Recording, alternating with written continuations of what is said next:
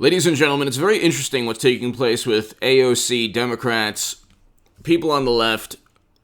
The racket is slowly unraveling. So the scam, the racket, the money-making, shameless money-making grift is slowly unraveling before everyone's eyes. So what took place was the following. They wanted a certain outcome. They got a certain outcome. So Chauvin was found guilty. They got the outcome that they wanted. AOC is still not happy.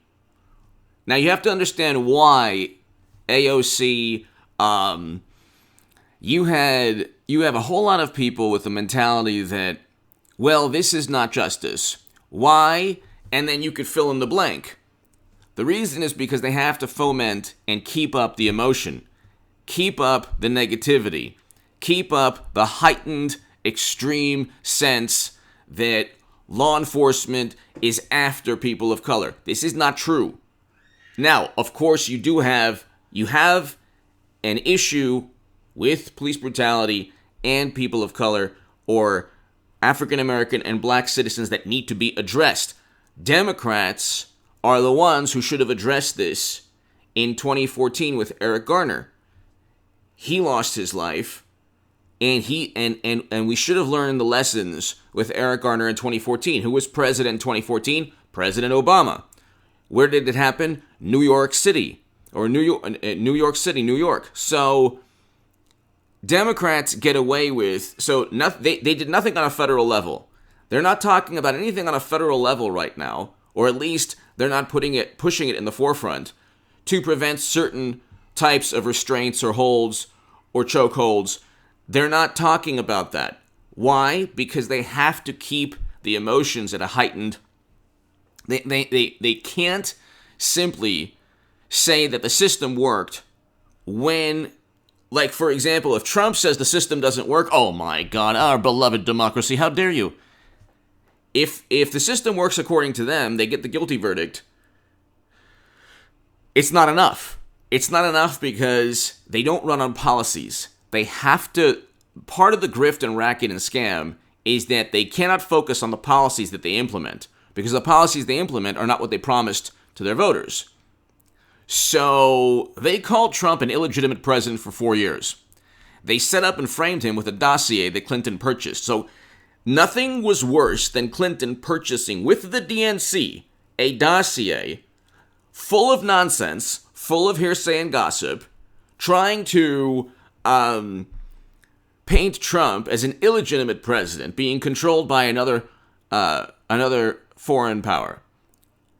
Okay, that's worse than anything Trump did, because you have the entire United States government utilizing a document Clinton purchased and gossip from Alexander Downer, an Australian ambassador, and President Obama's intelligence chiefs stating with high to moderate confidence that Russia infiltrated the DNC to inform the country that Debbie Wasserman Schultz and the DNC and Clinton cheated Bernie Sanders, thus causing Debbie Wasserman Schultz to resign. The fact that the DNC chairwoman resigned is now overshadowed by Trump, who might have been working with Russia. They found nothing for absolutely nothing. The only thing they found was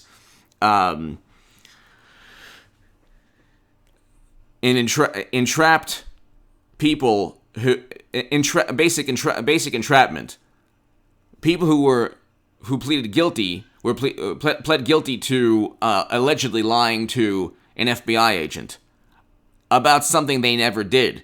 So the whole thing was they worked with Russia, they worked with Putin. It never happened. Hit subscribe to this channel right now. A lot of people are saying, I'm unsubscribing. It's like, well, what do you want from me? I'm trying to be as rational as possible. I support law enforcement. I support law enforcement 100%. You know my views pertaining to Chauvin and George Floyd. That doesn't mean, so I do believe Chauvin is guilty. That doesn't mean I don't support law enforcement, because I do. Very much so. Very much so. I'm a part of the 1199 Foundation, supporting the California Highway Patrol, a fantastic organization. The CHP, the California Highway Patrol, does great work So many great things every single day. And I'm going to try to look at supporting LAPD and sheriffs as well. The same people, so hit subscribe right now, the same people who claim to be against law enforcement would be the first people of all backgrounds, of all, socioeconomic, society needs police. The problem, however, is that you're taking incidents, you're not taking, like, I suggest everyone subscribe to a really wonderful YouTube channel called Police Activity.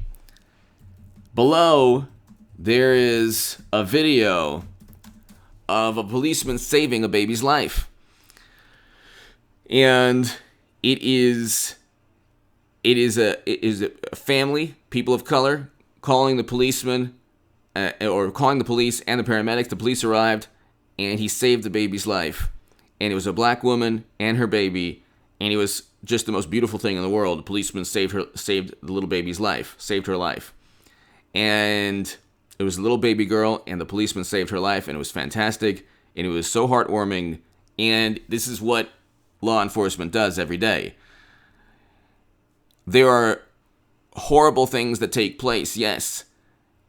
And like I said, the African American and black community does deal with police brutality, perhaps more so than other ethnicities or backgrounds. However, it affects other ethnicities and backgrounds. There's Tony Timpa, there's Daniel Shaver. Look at what happened to Daniel Shaver. Like, you can watch the video. It's like the essence of evil. Again, that man who did that to Daniel Shaver does not represent all of law enforcement. But see, you can't have a nuanced vantage point with AOC because she hasn't accomplished anything in Congress. No Medicare for all, no Green New Deal, no universal basic income, no abolishing the Electoral College. I remember that she was talking about, they were all talking about that. No packing the Supreme Court. There's now a commission. Everything that AOC, especially Medicare for all, she won't even vote on it on the floor. They have the House, they have the Senate, they have the presidency. The whole thing is a racket. It's about whatever belief system you have on the left, funneling all the votes back into the Democratic Party. And whatever CNN and MSNBC and Washington Post and intelligence operatives, whatever narrative they paint, you go ahead and then utilize it in some way on the left. So Bernie Sanders, he was accused of working with Russia. He was accused of honeymooning in Russia.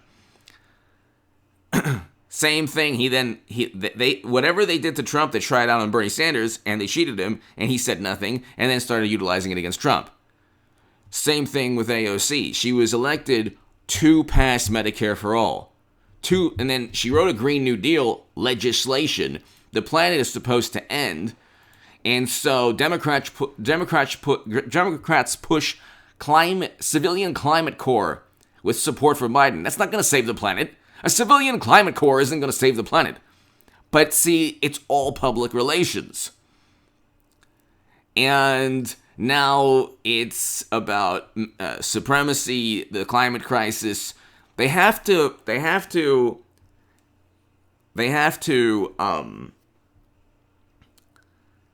link every hot button issue, every issue that makes a morally superior liberal Democrat salivate, all together. So the climate crisis and injustice here and prejudice here, it's all linked always. What isn't linked is an actual legislation passed by AOC that she promised. New York had the worst outcomes in terms of the pandemic. Fact.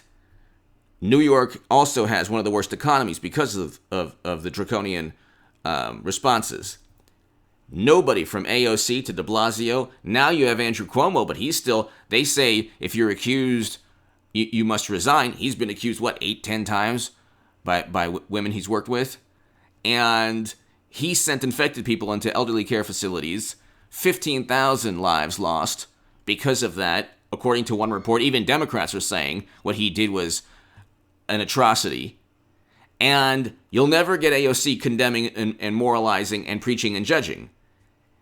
AOC and others in Congress, Pelosi included, but especially the left of Bernie Sanders wing that I used to be a part of, because my articles went viral for a reason. My ideas resonated, and the editors gave a stamp of approval to those ideas at The Hill, The Huffington Post, and Salon. What took place was I didn't realize that Bernie Sanders was simply a pawn of the Democratic Party, part of a racket. President Trump, whom I voted for this election, negotiated a deal to bring us out of our longest-running war, longest-running counterinsurgency conflict. AOC, Bernie Sanders, didn't push for that. Biden obviously got us in there. So in terms of foreign policy, you have a much more morally superior Trump over Biden or AOC or anyone else, bringing home Americans, which is the greatest dilemma we face. The greatest moral dilemma we face is never-ending wars. Everything else comes either second, third, because it affects everybody on the planet and everybody of all backgrounds in our country. But they have to keep the emotions high. You had 8 years of President Obama, which showed the world that a black man could become the most powerful man in the world, and God bless President Obama for making history. That was an amazing thing that he did, even though he destroyed Libya eventually with a failed NATO intervention and did other things that I don't approve of or like. But what he did was he showed the world that no matter who you are, no matter how much oppression, no matter how much historical injustice, you could become the most powerful man in the world. That obliterated the left's ideology because he was able to accomplish something that was not only unique and profound, but he was the most powerful man in the world. A black man was the most powerful man in the world as the United States president. Left-leaning ideology, done. Completely obliterated. Now you have AOC, same thing. Got the verdict from the Chauvin trial that she wanted. Not enough. We have to continue the racket, the scam, continue enriching ourselves through our, almost certainly through our campaign, giving contracts to consultants we know. So her campaign was accused of campaign finance violations. Of course, media, the political establishment, they're not going to look at Democrats accused of such things. But did she pass Medicare for all? No. Does she even want to vote for it? No. But oh my God, look at the systemic injustice. Look at the prejudice. Look at this. Look at that. Look at the climate, even though you're not going to pass a Green New Deal. Look at everything else but the legislation linked to AOC.